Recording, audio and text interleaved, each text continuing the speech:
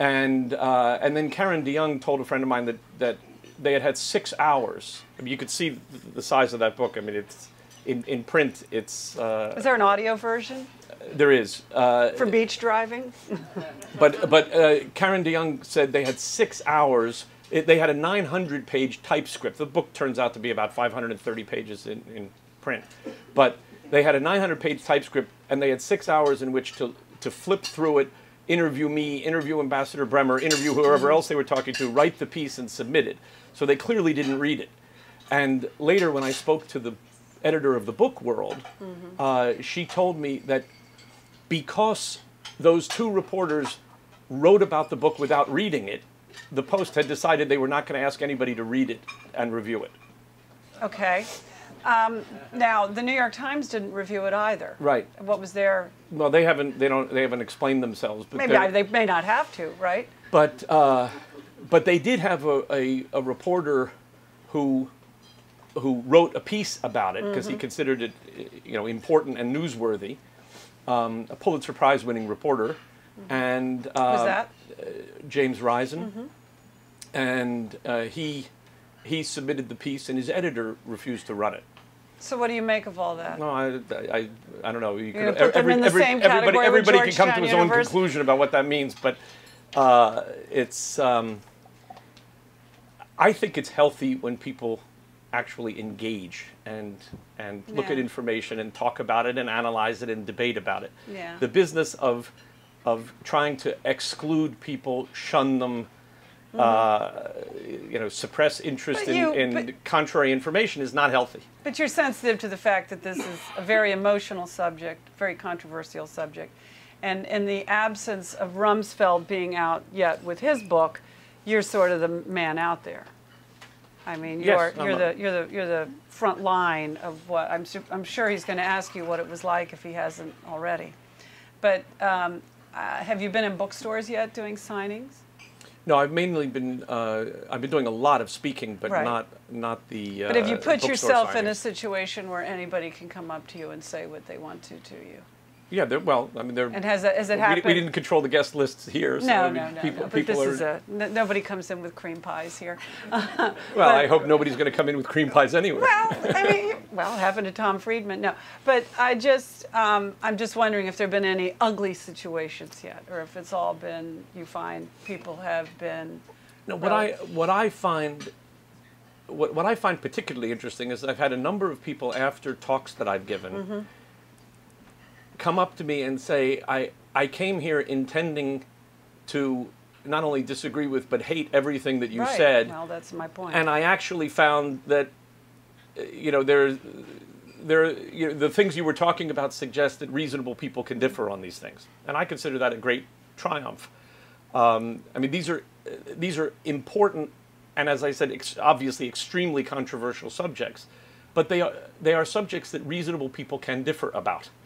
And, and they do. If one can communicate that, then I think you not only have made a contribution toward enlightenment, but it's actually a contribution toward reminding Americans that we actually do have a political community. Yeah. And that I don't think that there are ways of talking about these things that are extremely divisive and unconstructive, and then there are ways of talking about it that really suggest that the country, especially after 9/11, faced some extremely difficult problems. And there was no inevitability in how we were going to respond to the challenges. And many of the challenges were unprecedented, and the president had some extremely difficult decisions to make.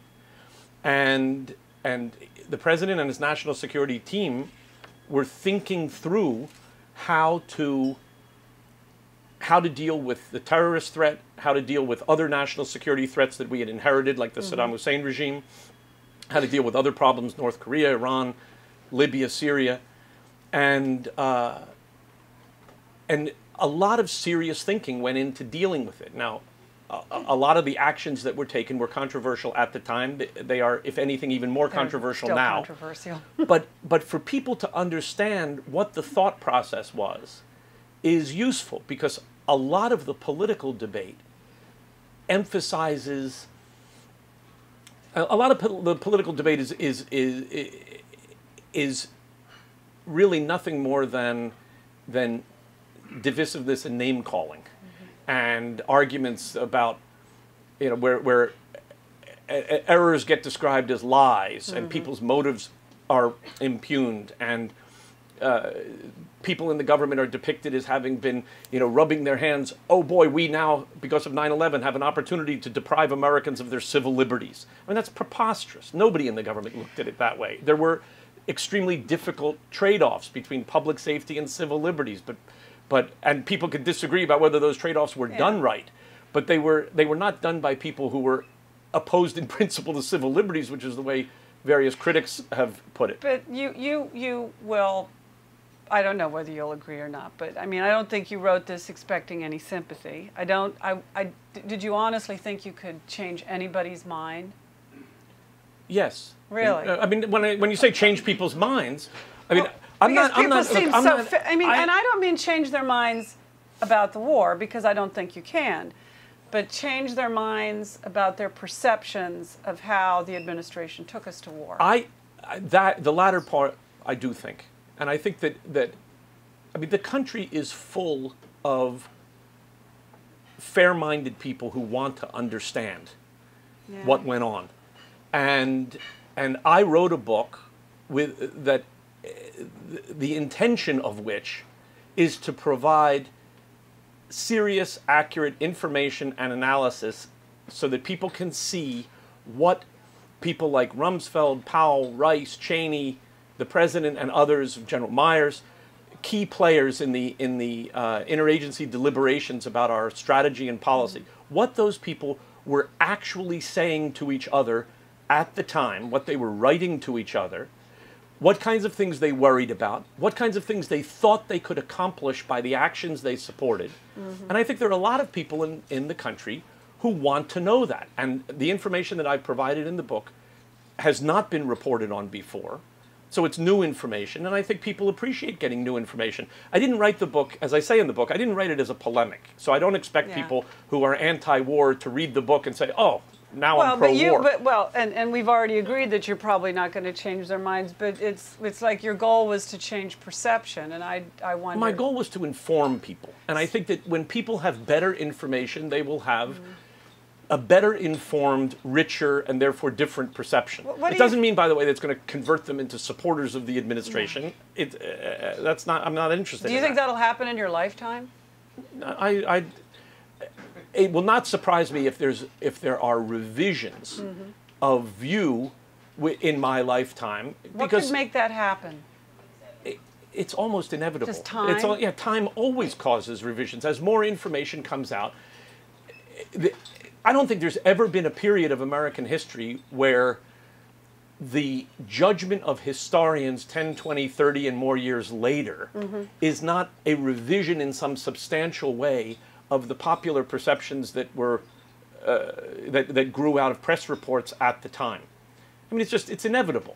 I mean, press reporters do as good a job as they can. They have a hard job. It's not easy to do you believe capture this things, but they don't capture a lot in any event that is actually important, and that stuff comes out later in history.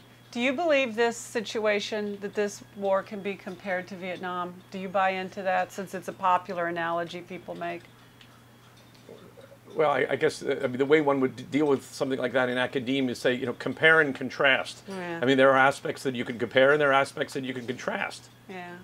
Well, but I mean, you're out there in the world with the rest of us now. You're no longer in the bubble at the Pentagon, and a lot of people say, well, this is just like Vietnam. And I was thinking of that because you were talking about how time changes everything, and we have sort of relations with Vietnam now. I mean, there is a conversation, but this is such a different part of the world, and.